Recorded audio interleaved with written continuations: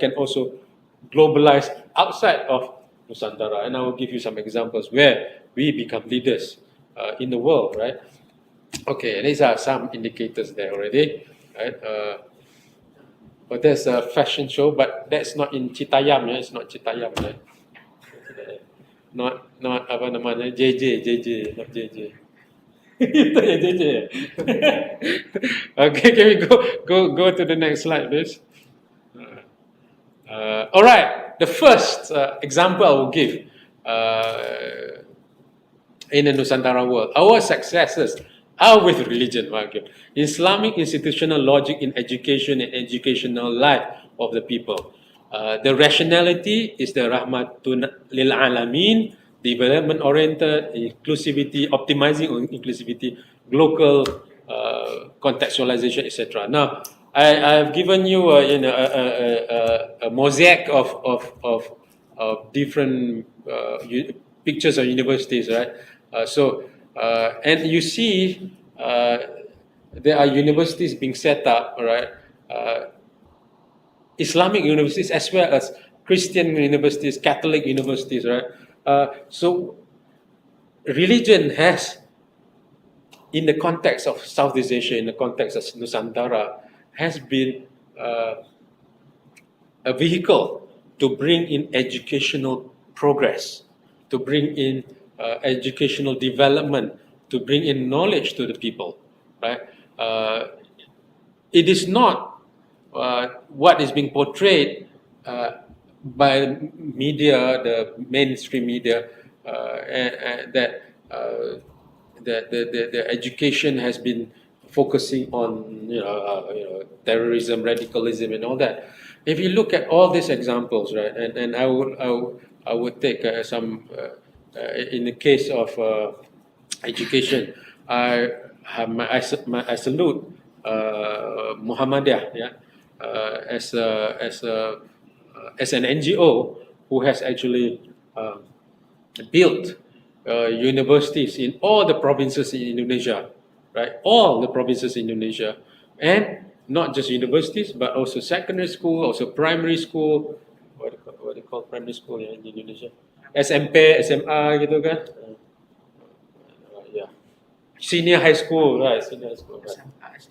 SD juga, TK juga, right? Primary school, right? Up to kindergartens, right? So university schools, kindies. So Muhammadiyah has this, right? So we can see that the idea of success has been championed, spearheaded by religion in Nusantara, in the Malay archipelago. And by the way, we talk about globalization just now, right? Universitas Muhammadiyah just opened a new branch in Malaysia, right? Universitas Muhammadiyah Malaysia. The name is Umam, is in Perlis, right? It's in Perlis. And this is a classic example of globalization. Why do I say this? Now, at first, but this is my analysis, I might be wrong, right? At first, it was agreed to set up in Johor. Ustaz Muhammadiyah was set up. The aim was set up in Johor.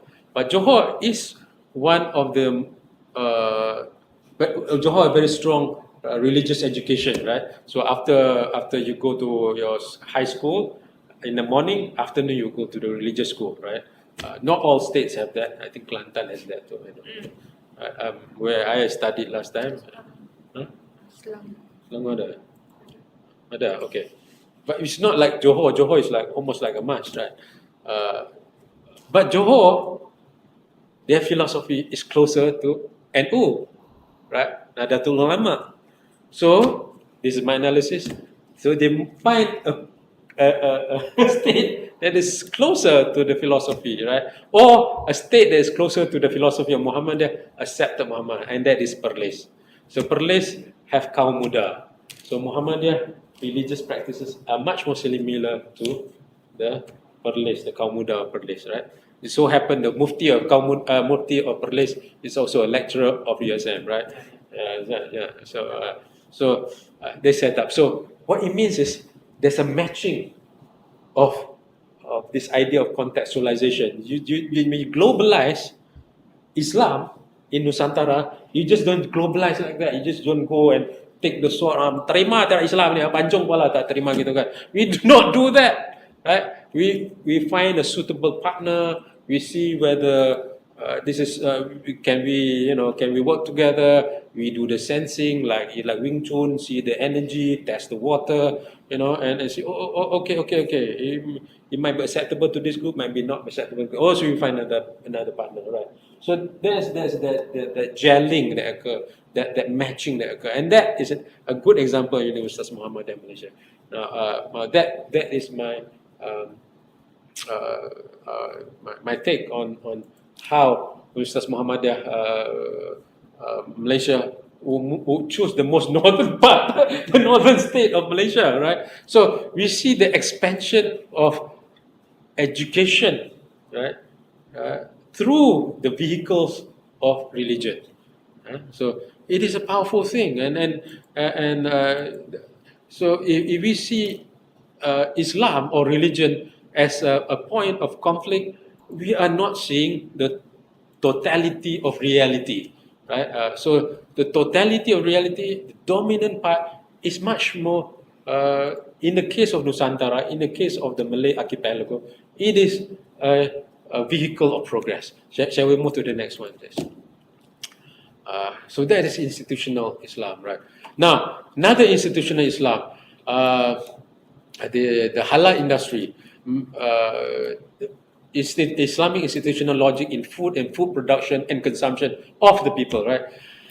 Malaysia halal industry has been ranked number 1 in the world for several years now, right? In the last 2020 as well, I believe 2020, many years actually, right? Ranked number 1 in the world.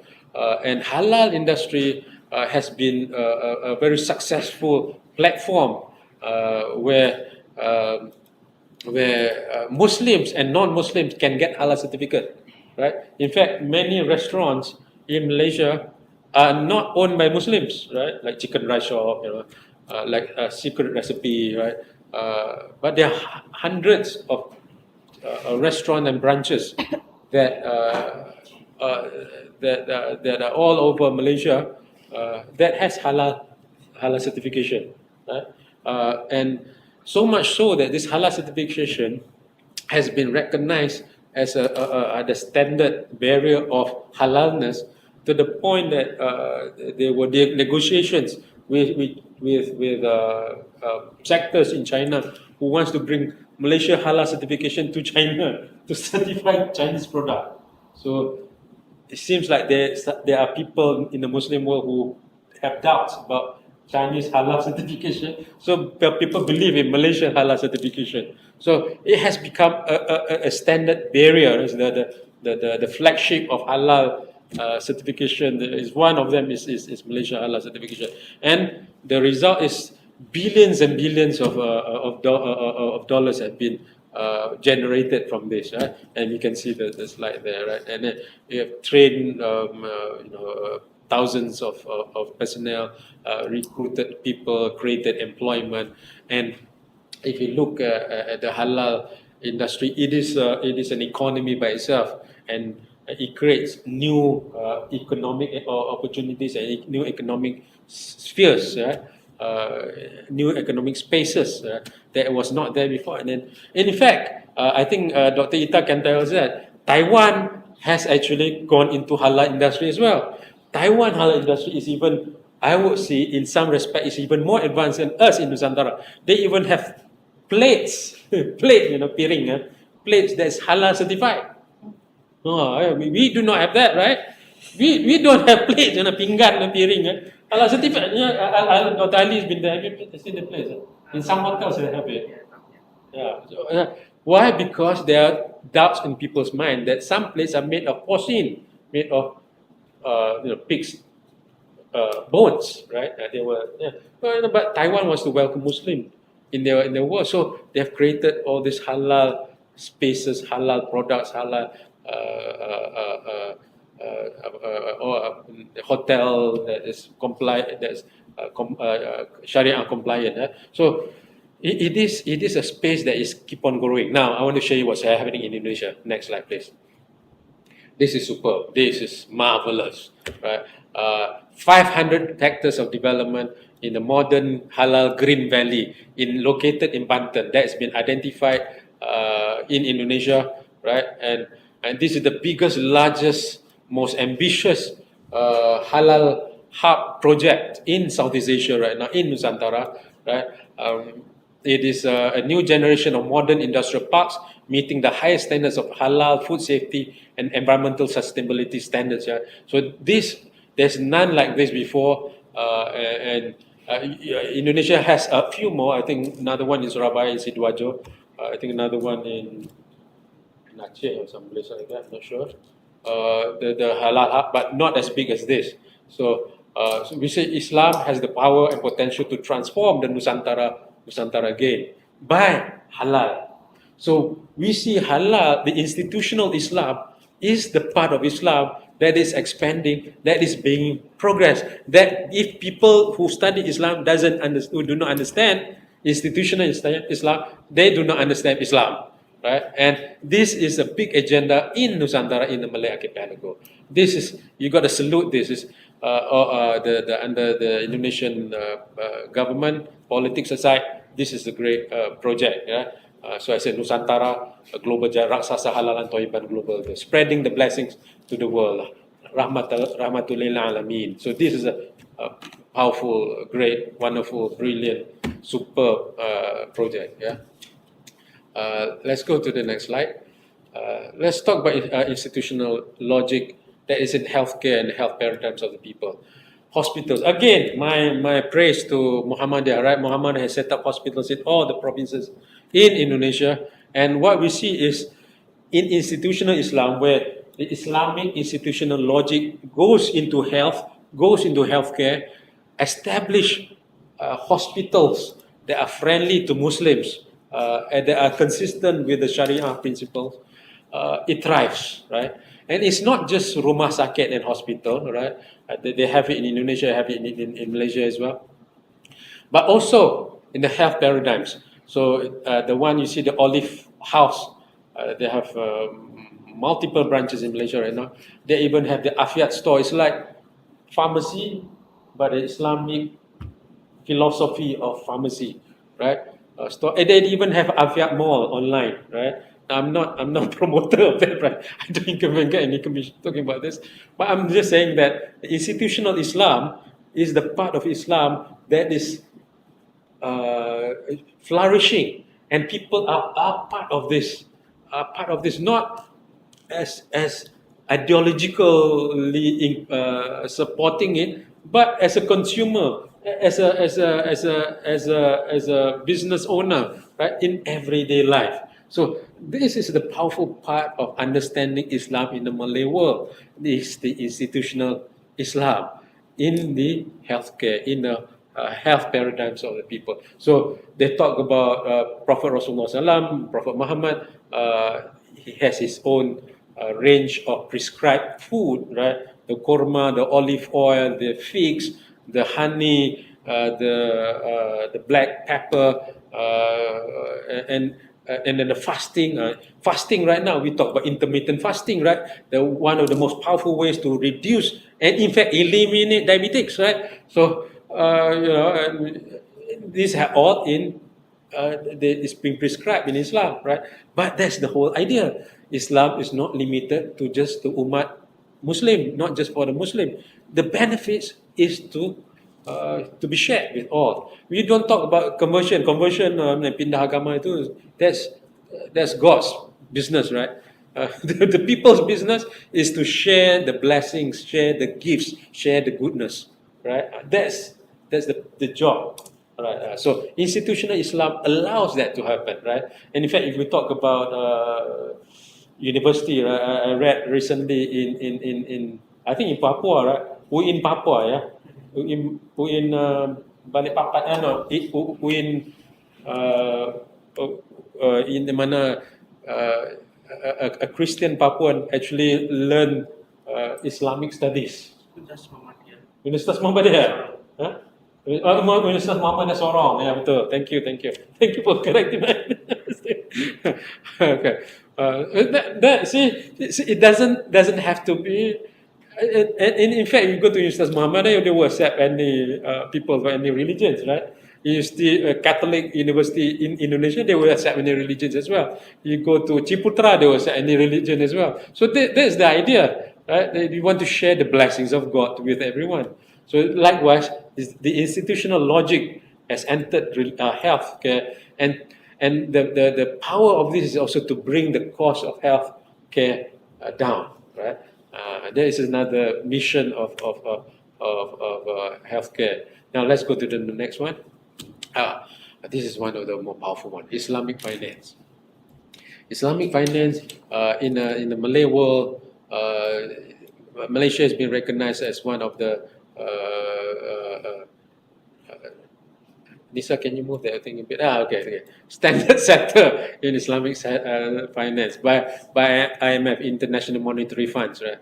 So there were incidents, cases where financial institutions from London come all the way to Kuala Lumpur to get advice and consultation from Bank Islam, right? And to hire them to consult, to set up and to establish solutions that are Sharia compliant, right? In London. And London, by the way, is one of the financial centers of the world. London, Hong Kong, and New York, right? And London is where all the rich people put in their money. So they recognize that Islamic finance is a very important part of growth, right? And this is what I'm talking about: the progressiveness, the development-orientedness of Islamic rationalization. In fact, during the crisis, right, where there were problems with all the banks, only two types of banks survived, and that is ethical bank and Islamic banks, because they were not prone with the fluctuations of interest rate. Because riba, we were against riba, right? Islam is against riba. So people see that. And by the way, ladies and gentlemen, right, in Malaysia, the biggest numbers of customers of Sharia compliant, of Islamic financial products, are non-Muslims. Muslims, non-Muslim, but majority are Muslims. But the majority of customers purchasing Islamic financial products in Malaysia are non-Muslim. What does it mean? It means that people believe in the principle of Islamic finance, are getting benefits of Islamic financial products. Right? We are not talking about buying bakso or pisang goreng. Yeah, we are not buying fried bananas here. We are talking about investment into the future, right? Tengkleng, tengkleng itu. Kuda. Lawan setan. So bentuk gelora Pancasila kita lebih bagus itu. Okay, going back. So this and we see the same movement that's occurring in Indonesia as well, with the masyarakat economy Sharia, right? If moving towards there, and there's march, there's log march by Muhammadiyah as well. This is amazing. Now the other part, that is finance, tourism. Indonesia has been crowned as the #1 champion as a Muslim-friendly travel destination by the Crescent rating agency, Mastercard, Global Muslim Travel Index, right? This is right before the pandemic. I'm not sure, but no. Now here is where the power is, right? If you want to understand Islam that is manifested in the Malay world, in Nusantara Malay archipelago, you got to see the manifestation, the what is happening, what is emerging. Now there's new spaces of tourism that is known as halal tourism, right? That are Muslim friendly, right? And these are new spaces of growth. And in fact, some of the European countries have tested this idea. They tried this idea of separating women from men in the swimming pool. So, oh God, this is like Taliban or something. Right?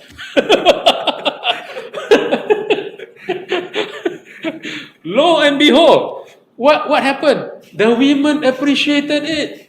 The women customers said, There were, a lot of women travelers, the rich women travelers, right? They are of certain 50 years old, 60 years old, right? They are not the slim in bikini type, right? They are, chunky type as well, right? Not like me, basically. So some are shy to swim together with the men. So they find it is very conducive to them. They feel more comfortable swimming among themselves, right? So some hotels in Europe have adopted the Muslim principle of separating men and women for certain days, and they found that it works, and the customers like it, right? And for them, oh well, customers are king. And what happened there? Applied the principle of Islam, right? And it's not to disallow women from swimming, no, right? Women can still swim, but in separate situations. That's all. So you see that's happening right now, and Indonesia can succeed in this place. Inilah medan di mana kita menang, right? Medan inilah kita sukses. Right? This is the field where we rise to the top. Indonesia rises to the top. This is the field. Right? We go to the next slide. Let's go to some of the more examples, right? Just in case I run out of time. If you look at the global Islamic economy indicator, these are the different fields: the halal food, halal finance, halal travel, halal modest fashion, right? Halal media and recreation, halal pharmaceutical and cosmetics. Halal food, this is back in 2018, right? Malaysia ranked number 2. Halal finance, Malaysia ranked number 1. Indonesia 10, so it's in top 10, Indonesia. You look at halal travel, Malaysia, Indonesia, Thailand. I include Thailand as part of it because you see, if you travel in Thailand right now, right, even the non-Muslims are catering for the Muslim travelers, right? Because they want to get Muslim travelers, right? Is you stupid or what? Halal? No halal. I go to halal lah. It's simple as that. So the non-Muslim restaurants operators, they say, oh, how can I become halal? Right? What does it take? Oh, you do this. Oh, okay, we can do this. And oh, by the way, the halal center that certified, one of them is from from Indonesia, and if I'm not mistaken, is the descendants of Ahmad Dahlan, if I'm not mistaken. I might be wrong. In Chulalongkorn, yeah. In Chulalongkorn, yeah. Right, yeah. So this is to show that halal and halal traveling is one of our strengths. So if you look at institutional Islam, how Islam has formed an institution out of halal traveling, right? That is friendly, that is good. By the way, halal food is not in Quran. In Quran, it is halal and toiban. Toiban was never separated from halal. What does halal and toiban mean? Allowed and wholesome. Boleh makan dan juga baik. Toyib was never separated. When it's stated in Quran, the one that separates us, we just halal. So the concept of halal actually is halal and toiban. It should not be just non-prohibited, meaning allowed, right? But it should be wholesome. It should be good. So that has not been fully incorporated into our halal certification. But when it is incorporated, it will be a very powerful concept. People say, you want to have good chicken, you buy halal chicken. You want to buy rice, you go for good halal rice. You say, okay, the best standard is halal standard. Then becomes powerful. Then Indonesia will be, let's go into halal field. When I talk about halal and toiban in Philippines, right? At first they thought it was a religious thing, but it is not. They say, oh, there's a big market for this, so we should go into this, right? Let's go to the next one. Halal modest fashion. By the way, fashion is where Indonesia can really do very well. So number 2 right now. Number 2, number 4. This is in 2018, 2019, right? Singapore in media and recreation. Singapore, Malaysia, Brunei. Yeah. Pharmaceutical, Malaysia, Singapore, Brunei. Pharmaceutical, cosmetics, right? But I thought cosmetics, Indonesia should be it because Indonesians are more fashionable, are better at knowing how to make up and all that compared to Malaysians, I suppose. Yeah. So and after all, you're biggest consumer. Right? This is 2018, 2019. Let's look at the next slide, where it's 2022.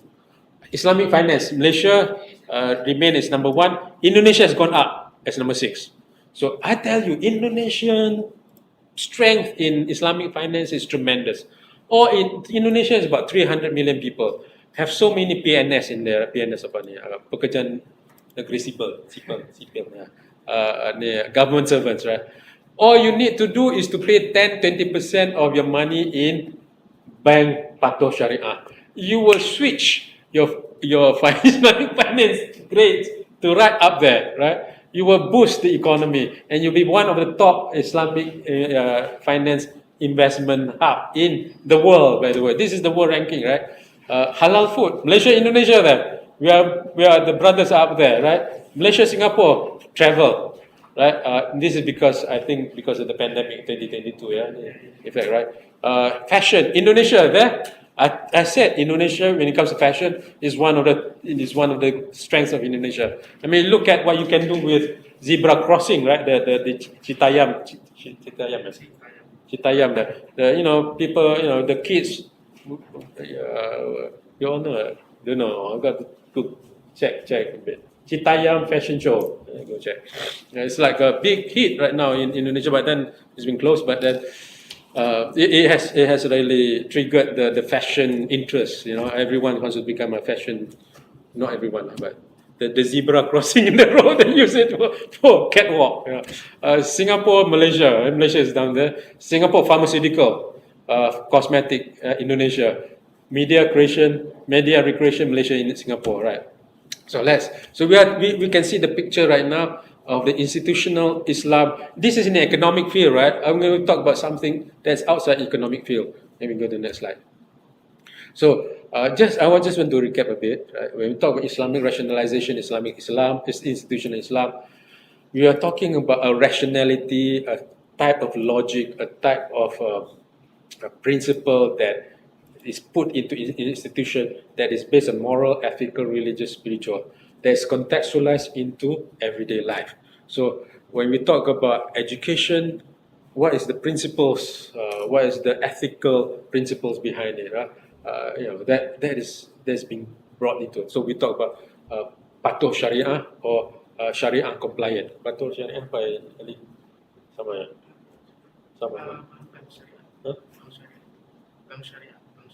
Patuh syariah. Sesuai syariah. Ya.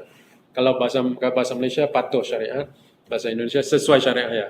Okay. Jarang dengar sesuai dipakai di Indonesia. Sesuai syariah, right? We have extremes. Now I'm saying that I'm not negating the fact that we have extremes in our society, but our extremes are not the mainstream. I repeat that. We have extremes, but our extremes are not the mainstream. Our mainstream are the moderate. Our moderateness is the mainstream. The extremes are part of our diversity and inclusiveness. So you might go to the night bazaar, the night market, you see people in certain attire and all that, right? They might be extreme, but we do not marginalize them. We can still buy things from them, and they can buy things from us. We do not. This is where it becomes problem and becomes problematic. When we put a spotlight on them, we find fault with them. Kata-kata salah. Akhirnya dari tak radikal jadi radikal, kan? And we start marginalizing them. Right? When they start being marginalized, they become problem, right? So you want to incorporate them, bring them together, whoever them is, right? So the extremes must be part of us, or part of the diversity, right? And part of the inclusiveness that is being practiced, right? And the more we shine the light, the more we energize the narrative of the extremes, the more powerful it gets, right? Donald Trump did not rise because he pumps a lot of money into advertisement. The media loves him because he's a controversial figure. The mainstream media loves him because he knows how to create controversy, and he knows how to sensationalize, how to provoke emotions, how to galvanize that sentiment, right? And people keep on giving attention to them, and they become more and more powerful, right? And the black wolves will eat the white wolf because you keep on feeding the black wolves, right? But we do not give strength to the moderate side. That is our weakness. Right? And the way the media, sometimes the academia have been promoting this is where we are funded with money from outside to study radicalism, extremism. I remember we have visitors from outside coming to St. Priest, right, asking us about Islam in Nusantara. I said, you got to understand, including Islam in Indonesia. I said, you got to understand institutional Islam. They give me an example. I said, Nahdlatul Ulama, like